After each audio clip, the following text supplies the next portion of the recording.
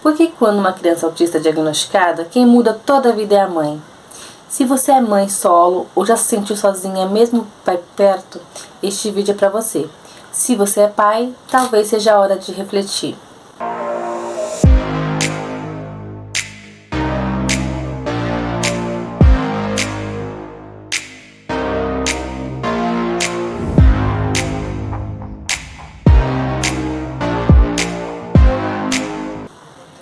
Eu sou Viviane, mãe de uma criança autista não verbal, e neste canal eu falo de maternidade atípica de maneira leve, mas que não romantizada. E para começar, se inscreve no canal, já curte esse vídeo para o YouTube entregar para mais mães. E você já reparou como quando uma criança recebe o diagnóstico de autismo, quem muda completamente a vida é a mãe? Ela deixa de ser só mãe, de repente vira terapeuta, mediadora de conflitos, pesquisadora incansável de artigos e estratégias de regulação. Ela aprende termos técnicos, estuda sobre estímulos sensoriais, arruma espaço para a agenda para encaixar fono, TO, psicóloga, terapeuta ocupacional, psicopedagoga. Tudo isso enquanto cuida da casa, dos outros filhos, do trabalho e muitas vezes ainda precisa defender o próprio filho em reuniões escolares e médicas. Ela se desdobra, não é mesmo? E o pai? Na maioria das histórias que a gente ouve, ele continua com a mesma rotina. Ele não lê, não estuda, não participa das terapias e muitas vezes nem vai às reuniões da escola. Quando vai, senta calado ou olha no celular. Em muitos casos, ele diz que não consegue lidar e prefere que a mãe resolva, ou até nega o diagnóstico. E a mãe, que já está no seu limite, ainda carrega mais essa: sustentar emocionalmente o filho e o companheiro. Mas o que a gente precisa perguntar é por que isso ainda é considerado normal. Por que a responsabilidade recai 100% sobre a mulher como se fosse um fardo só dela? Se você é pai e está totalmente envolvido no diagnóstico do seu filho, ou se você tem um companheiro que cuida disso pra você e te ampara, esse vídeo não é pra você. E se você quiser desligar, ok, fica à vontade. Mas eu vou falar da realidade de muitas mães, e o que eu vejo nas clínicas que eu frequentei e frequento é que 85% são de mães na recepção. A sobrecarga invisível da mãe. Ela leva o filho nas terapias. Fono, TO, psicóloga, psicopedagoga. É ela quem anota os horários, prepara a mochila, explica para o filho onde estão indo, administra as crises no caminho. É ela que estuda à noite, lendo sobre autismo, buscando vídeos, artigos, ouvindo outros relatos, tentando entender como melhor ajudar. É ela quem organiza a rotina da casa para que tudo funcione, pensando na alimentação, nas roupas sensoriais, no ambiente, nas adaptações necessárias para que o filho consiga viver um pouco mais de conforto. Muitas vezes trabalha fora ou de casa, espreme o tempo entre 1000 funções e mesmo assim está sempre ali atenta, presente e se desdobrando. E mesmo assim, se a criança grita no mercado, faz uma estereotipia no consultório ou ainda não fala, é ela quem escuta o julgamento. Pouca gente oferece ajuda de verdade. Na maioria das vezes, ela não tem tempo nem para respirar. Dorme mal, vive em exaustão, não consegue marcar uma consulta médica para ela mesma. Posso dizer por mim, tem 3 anos que eu não consigo fazer um check-up. E esse ano eu já consegui marcar o médico e espero conseguir fazer meus exames. E eu já ouvi que eu tô bem, que eu não tenho pressa. Mas eu mascaro muita coisa para acreditar que eu tô bem mesmo. Mas é realmente importante eu me cuidar. E continuando, muitas mães sequer conseguem pedir ajuda, porque a cobrança social é tão grande que até é visto como fraqueza. E a rede de apoio? Muitas vezes inexistente. Parentes que somem, amigos que se afastam, vizinhos que criticam. Até nas escolas, no posto de saúde, ela precisa explicar tudo de novo, justificar o comportamento do filho e às vezes ter que provar que ele é autista. Essa mãe, ela vive por um fio e mesmo assim ela segue, porque ela ama, porque é guerreira. Mas ninguém deveria precisar se anular para sustentar tudo sozinha. A gente tem 3 tipos de pais: o pai ausente, indiferente ou ajudante. Então vamos falar sobre a ausência paterna.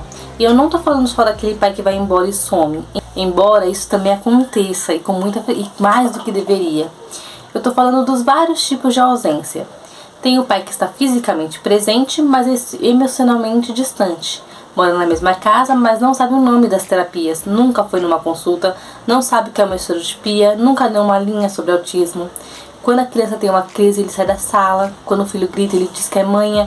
Quando a mãe está exausta, ele manda ter mais paciência. Tem também o famoso ajudo quando eu posso, como cuidar de um filho autista fosse um favor e não uma responsabilidade comum. Esse pai que só aparece quando tá tudo calmo, mas na hora do perrengue desaparece. Que diz, você sabe lidar melhor, como se a sobrecarga da mãe fosse algo supernatural. E existem o caso ainda mais duro, que simplesmente não aceitam o diagnóstico, que dizem, isso é invenção, que colocam a culpa na mãe, como se ela tivesse feito algo de errado. Pais que se recusam a adaptar a rotina, que sabotam o tratamento, que diminuem os desafios do filho, como se estivessem envergonhados, que não conseguem controlar. Tem pais ainda que se negam a ajudar a mãe a levar o filho na terapia. E mesmo quando o pai ajuda, muitas vezes ainda é visto como herói por fazer o mínimo. Levar o filho uma vez no médico, dar um banho, brincar por 5 minutos, enquanto a mãe, que está ali 24 horas por dia carregando o mundo nas costas, é vista como nervosa, exagerada, desequilibrada. Mas ajudar não é dividir. Ajudar ainda coloca a mãe como responsável principal.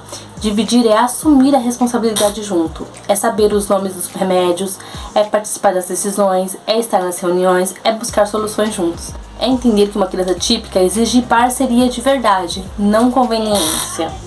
Ser pai não é ser ajudante, é ser presente, ativo e envolvido, em todos os sentidos. Quando ambos compartilham o peso, a criança pode crescer num ambiente mais justo, mais leve e mais seguro.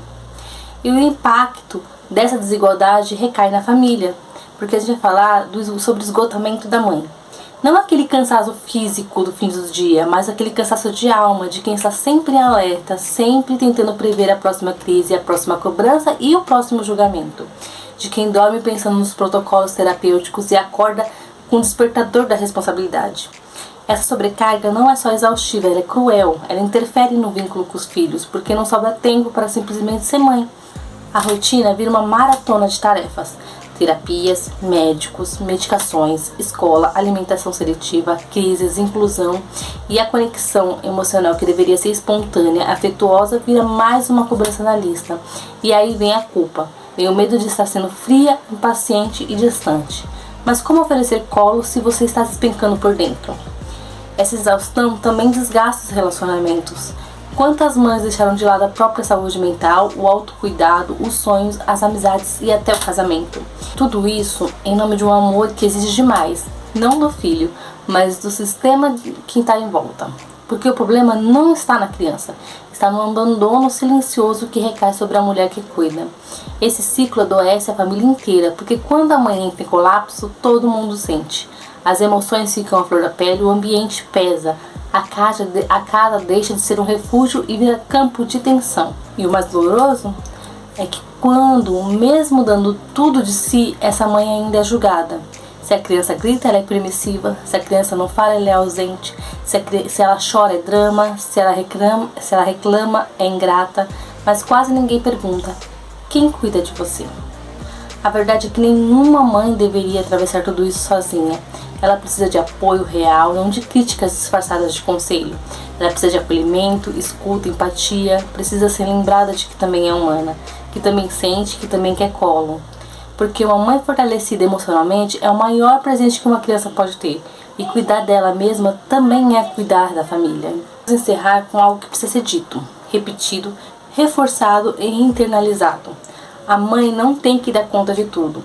Ela não nasceu sabendo lidar com diagnósticos, crises, burocracias e preconceito.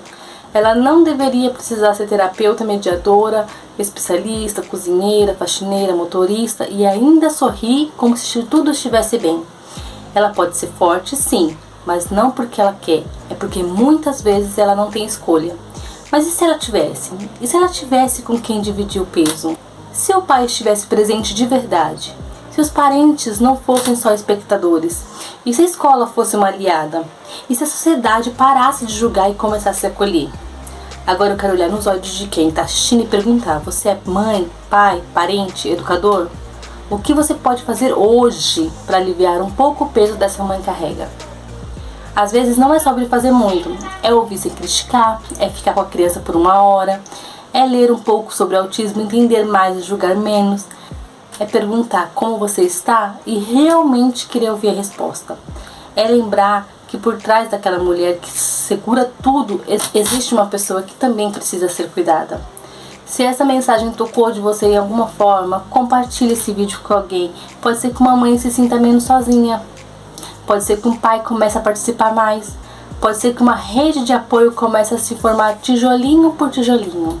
Vamos espalhar empatia, porque essa mãe precisa não de julgamento, é ajuda, é respeito e é presença.